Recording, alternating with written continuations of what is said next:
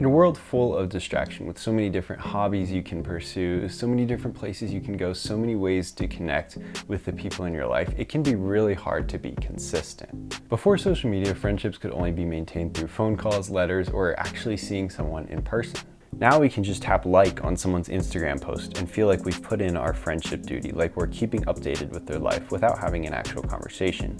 And we can do this with hundreds of friends. Our list of social media contacts grows as we move jobs, move cities, go to college or grad school. How do we maintain consistent friendships when we're connected to more people than ever? Of course, friendships are only one piece of the puzzle. When we get done with our long hours at our job, we're supposed to fill our free time with side hustles, hobbies, relaxation and self-care, eating healthy, exercising, spending time with the people we love.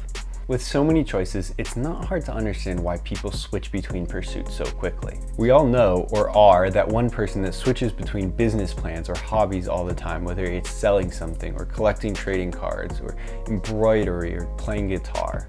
With so many choices out there, how can we narrow it down to just a few that we can be consistent at? The famous JAM study published in 2000 by psychologists Sheena Iyengar and Mark Lepper was one of the first studies showing that too much choice can actually be harmful, making it more difficult to make a final decision.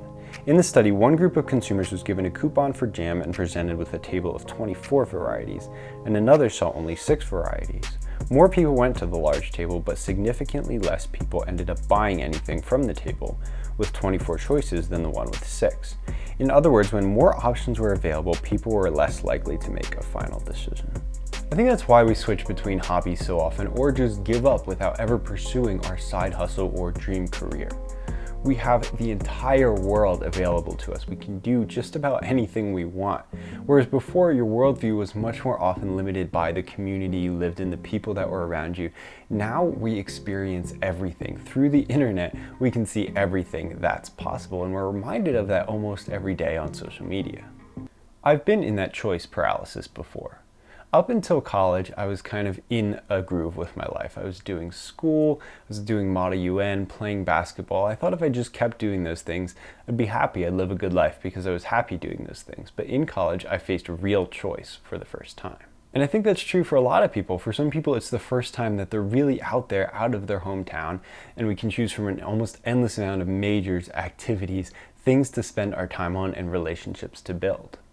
Throughout my 4 years of college, I considered different majors, tried a number of work-study jobs and activities, maintained friendships, and tried a bunch of different things. It's been 2 years since I graduated, and I've only recently found consistency in my hobbies.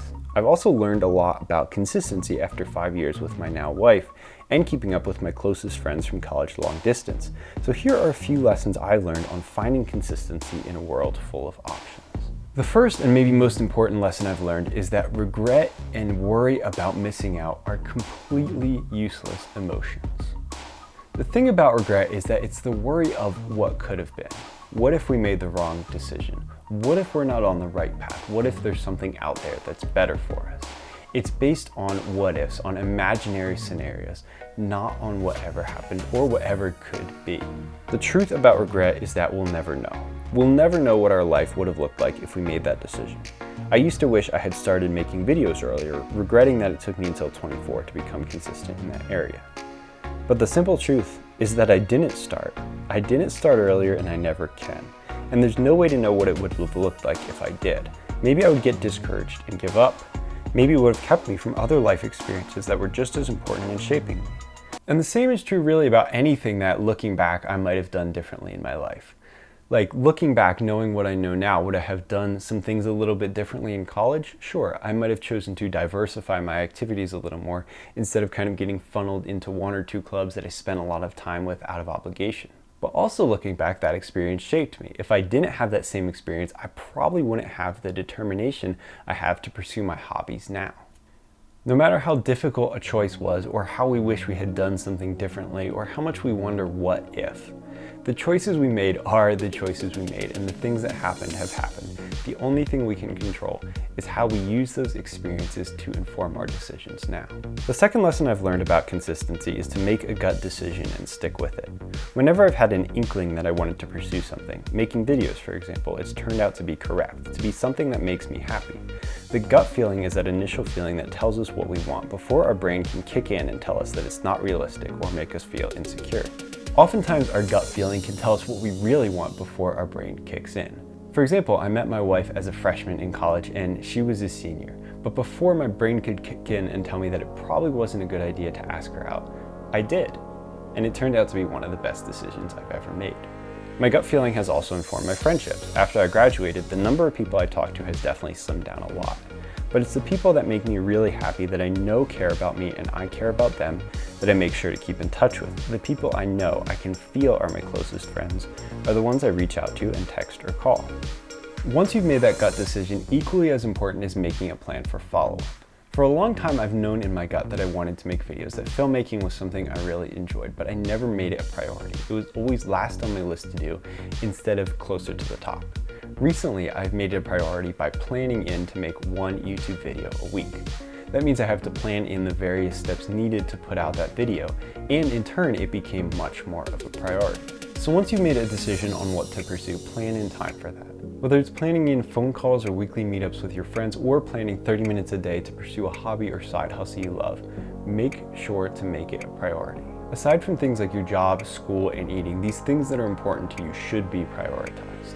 And the last lesson I've learned is to not be afraid to make the wrong decision. Of course, I advocate for going with your gut and sticking through with that decision, not looking around or wondering what if you made a different decision. But there are times when that gut feeling will be wrong, and you'll know when it's wrong. If it's something that you have to constantly force yourself to pursue, or a friendship where you put in all the work and it's not reciprocated, those are signs it might be the wrong decision. It's not about regret or whether there's a better option out there, it's just about the fact that this single decision isn't working for you. And that's okay. It's okay to realize that a decision isn't working for you, as long as you're not switching in pursuit of a different decision just because you're worried that that might have been the right one. As long as it's just based off the fact that this single decision isn't right for you, it's totally okay to give up on something and go with a different gut feeling to try something else. You know, picking something and planning in time to really stick through with it will give you consistency in whatever it is, but only to a certain extent. If you feel like you're constantly forcing yourself to have to get in that time, or you're letting it slip by the wayside because you're not actually enjoying it, then there's no reason to try to be consistent in whatever that is. If it's a drain to spend time with one of your friends that you decided you wanted to be consistent with, that just means it's not the right friendship. So hopefully those lessons help you to either jump in and really go all out on something you've been interested in and know you wanted to do for a while, or how to pick out which of the many things you're interested in is right for you to be consistent at. Either way, finding something you're truly interested in and then creating a plan to pursue that is the best way to be consistent. Looking around at other options, wondering what if, or just putting it last on your list of priorities are all ways to keep you from the consistency that you look for. Thanks for watching. I'm Nathan Emery. I'm 24 and I'm on a journey to figure out who I am and what my place is in this world. If you want to follow along on my journey of self-development and self-discovery, be sure to hit that subscribe button.